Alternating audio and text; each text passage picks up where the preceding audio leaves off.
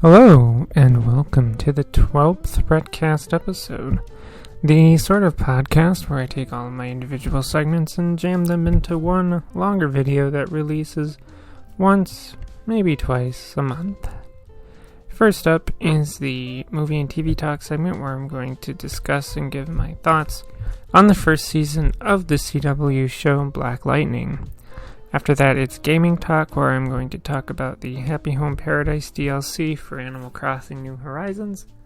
Then it's over to Transformers talk, where I'm going to give my thoughts on Robosen's range of Transformers products. Finally, it's going to be What's New With, where I'm going to talk about some of the Transformer figures that were recently revealed at SDCC. With that out of the way, let's get into it.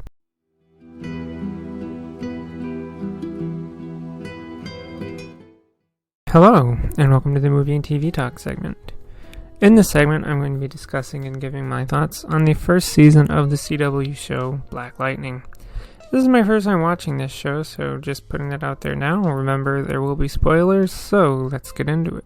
Right off from the start, Black Lightning aims to start a superhero show a little bit differently. For example, in shows like The Flash, Arrow, and Supergirl, the audience that is there to see the person come into being a hero and grow alongside the hero as the season progresses. Black Lightning begins by telling the audience that Jefferson Pierce, aka Black Lightning, was this hero for 9 years already, but that he decided to sort of retire so he could focus on family. Thus, Black Lightning as a hero is sort of experienced, but is a little bit rusty as he gets back into being a hero over the course of the season. They also wait a bit into the first episode for Jefferson to don the costume, and the only reason he does is because his daughters get kidnapped by a gang that call themselves the 100.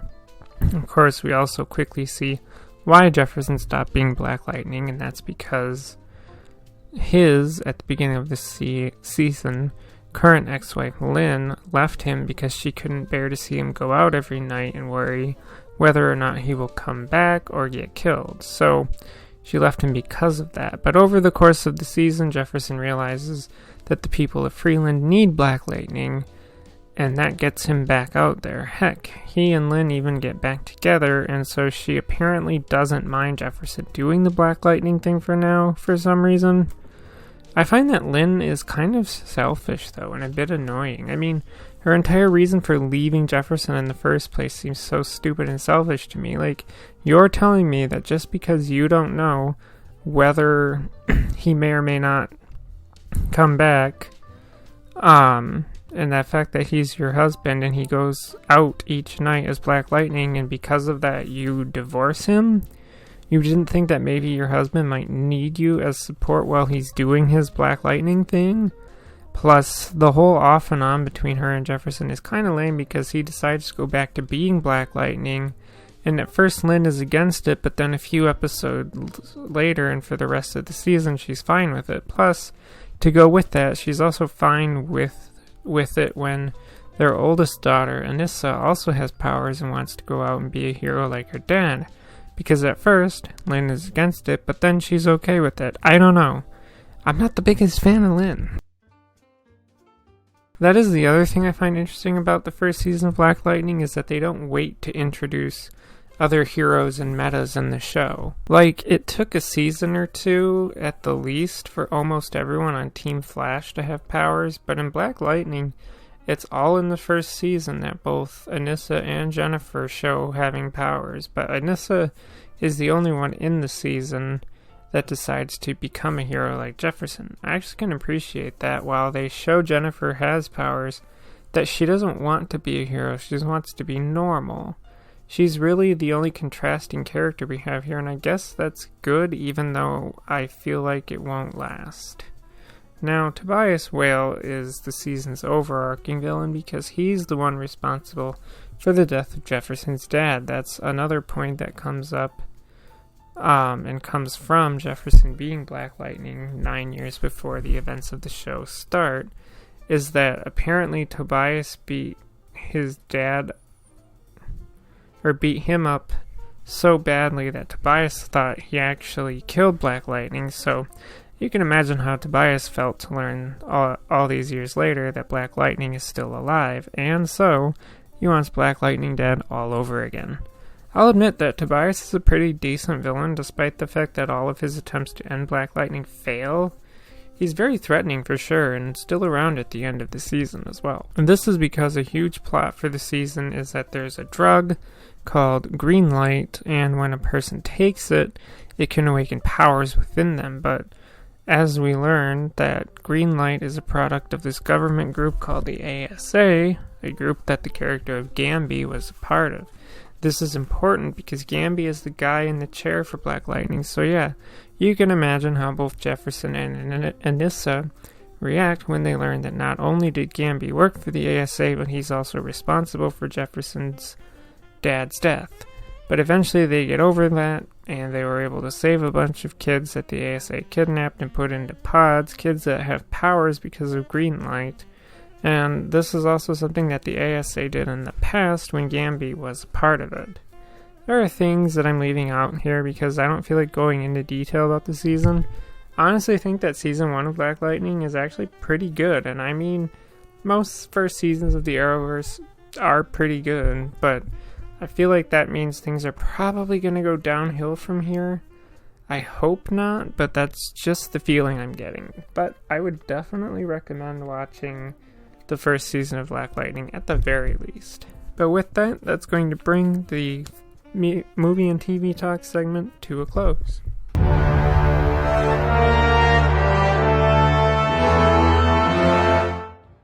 Hello and welcome to the gaming talk segment. In this segment, I'm going to talk about the Happy Home Paradise DLC for Animal Crossing New Horizons. Let's get into it. As much as I am an Animal Crossing fan, I've never actually played the Happy Home Designer game on the 3DS. So this DLC is my first experience with the Happy Home Designer game style. So I'm not going to be drawing comparisons to the 3DS game since I've not played it. But the Happy Home Paradise is, unfortunately, the last DLC for New Horizons. Of course, the biggest thing that this DLC adds is the Paradise Island, I think it's called. It's the island you go to for making vacation homes for villagers.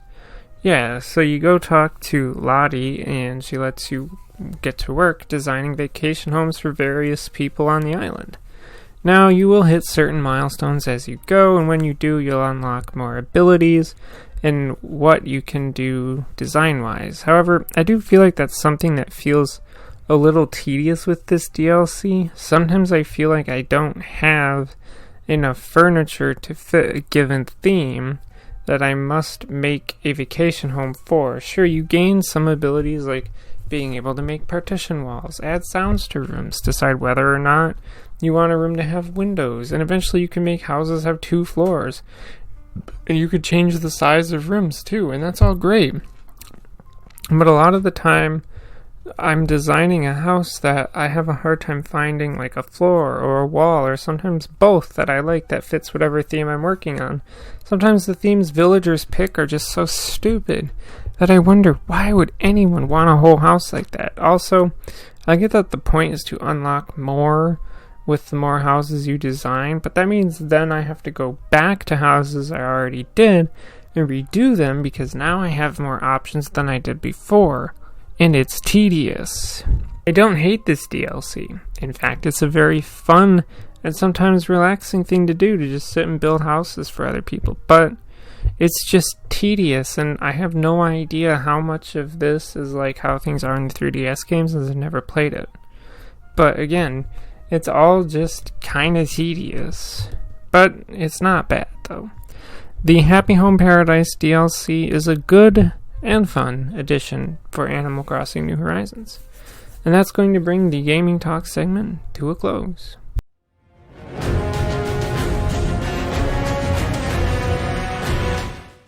Hello, and welcome to the Transformers Talk segment. In this segment, I'm going to give my thoughts on the current range of Transformers products offered by Robosen, Let's get into it. As of right now, Robosen has a total of 5 Transformers products. They have 2 versions of G1 Optimus Prime that both do the auto-transforming thing. They have a version of Rise of the Beast Optimus Prime that doesn't transform, a version of G1 Bumblebee that doesn't transform, and a version of G1 Grimlock that does do the auto-transforming thing as well. So they have 3 products that do transform and 2 that don't, which isn't bad. So why am I talking about all these at all? Well, while I've never gotten to interact myself with one of their Transformers products, I've only seen them in reviews.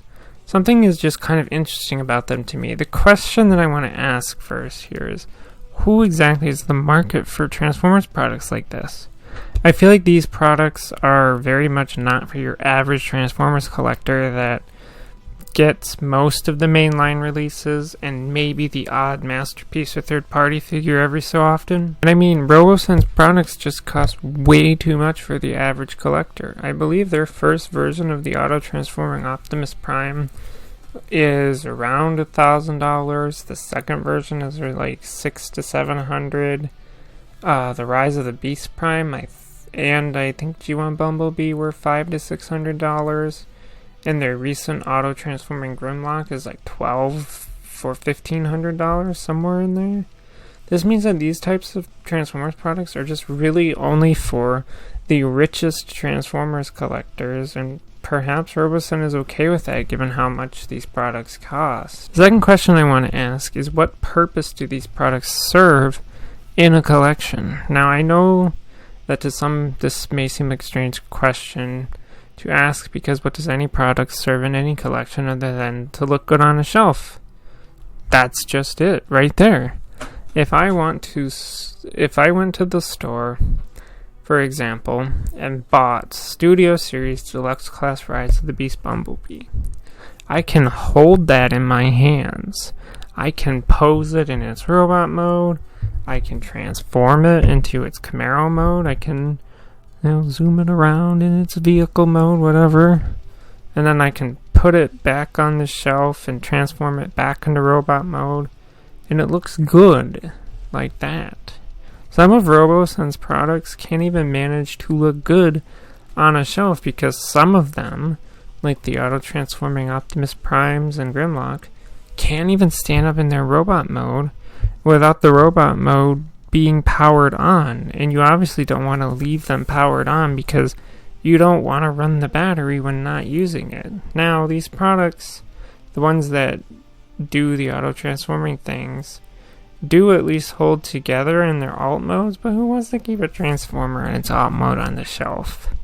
So what does that mean? That means that the person who would get a Transformers product like this are more than likely to open them, mess around with them for a little bit, and then put them back in their box because they just are not products that look good on a shelf. Now, to go with that point, I feel like these types of Transformers products are not the kind that one would play with all the time over a typical Transformers figure. Again, I can go to my shelf and pick up that Bumblebee figure and mess with it and transform it and do all of that, and I get that tactile, response and feedback from the figure because it's in my hands.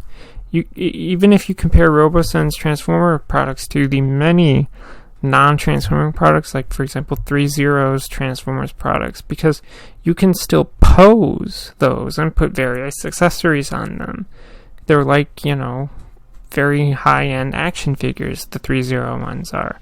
And they have an amazing shelf presence because they look like frickin' statues and you can pose them.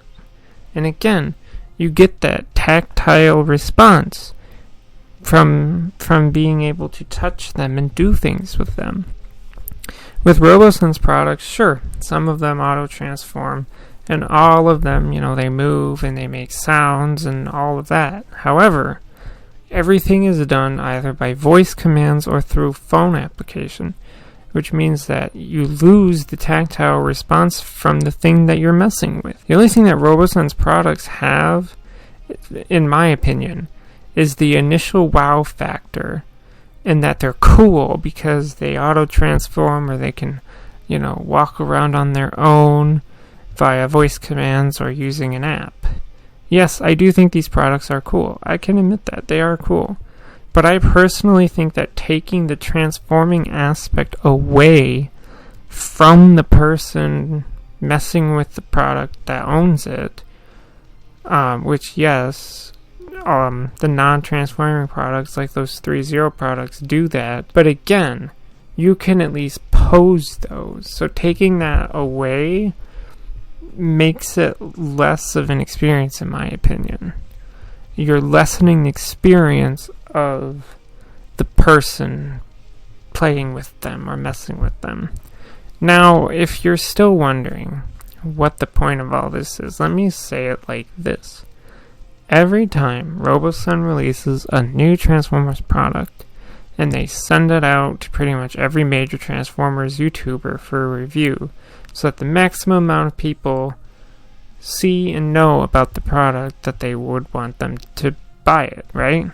The problem, as I've said, is that I feel like the people watching those YouTubers are not the people to advertise your extremely expensive products to, because the majority of the audience of those YouTubers will never be able to afford a product like that.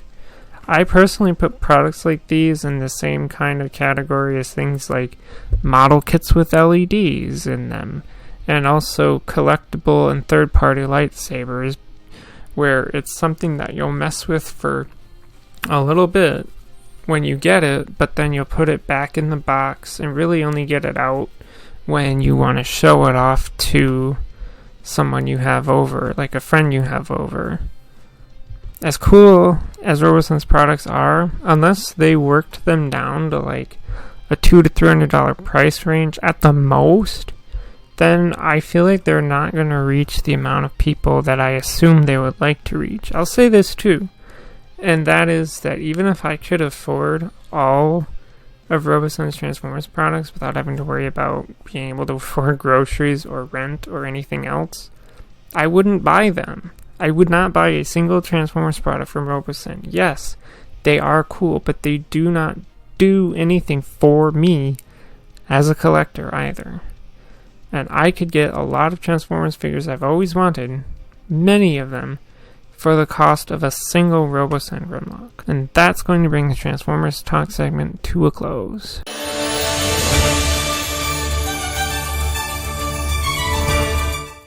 Hello and welcome to the What's New With segment.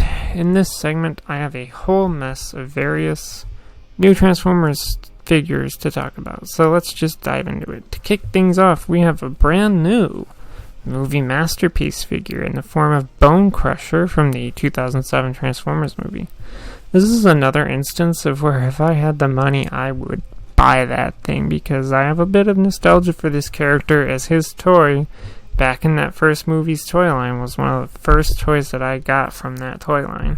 This one looks great in both modes, and I love the added flame effects that you can attach to his body, make a cool scene with a masterpiece movie Optimus Prime. Again, I really wish I could get this one, but it's a bit out of my price range.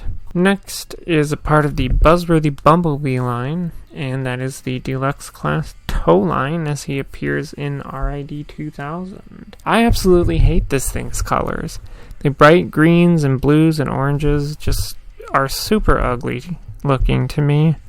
This is also a repaint and remold of the Deluxe Class Axle Grease figure, which is far better looking in my opinion. Given that this is part of the Buzzworthy Bumblebee line, means it'll be a Target exclusive. After that, I've got several things here.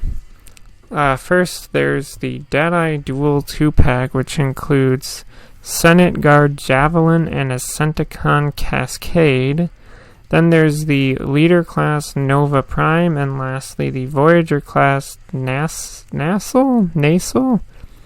Out of these, I actually like and kind of want Nova Prime. I know it's a repaint and remold of the Siege Ultra Magnus mold, but I like that mold.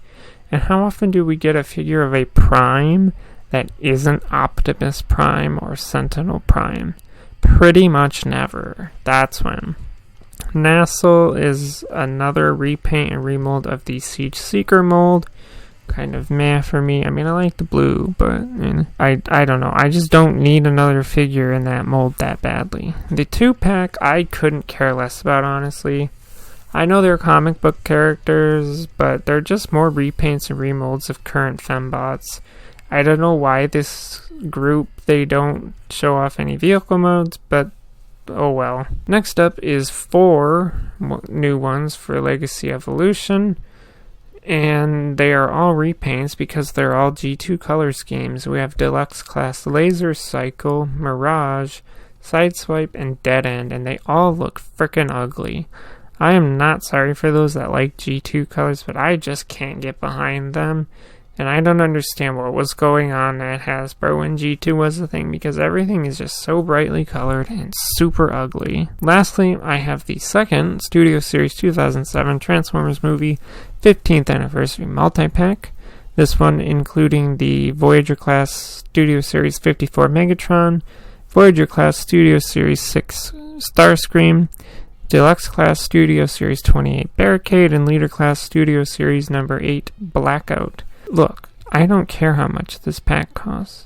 I am going to get it. I don't care.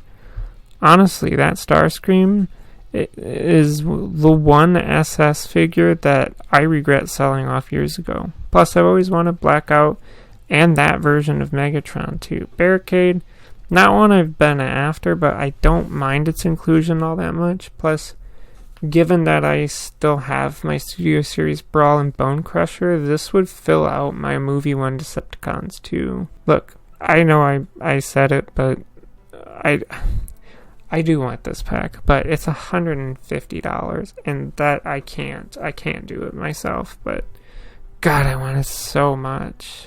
I want it so much. But that's going to bring the What's New With segment to a close. And with that, that's going to be the end of the 12th BrettCast episode. If you have any questions or comments, feel free to leave them in the comments section, and I may answer a question or discuss a comment in a future episode. If you like this kind of content, feel free to subscribe. As always, thanks for listening, and goodbye.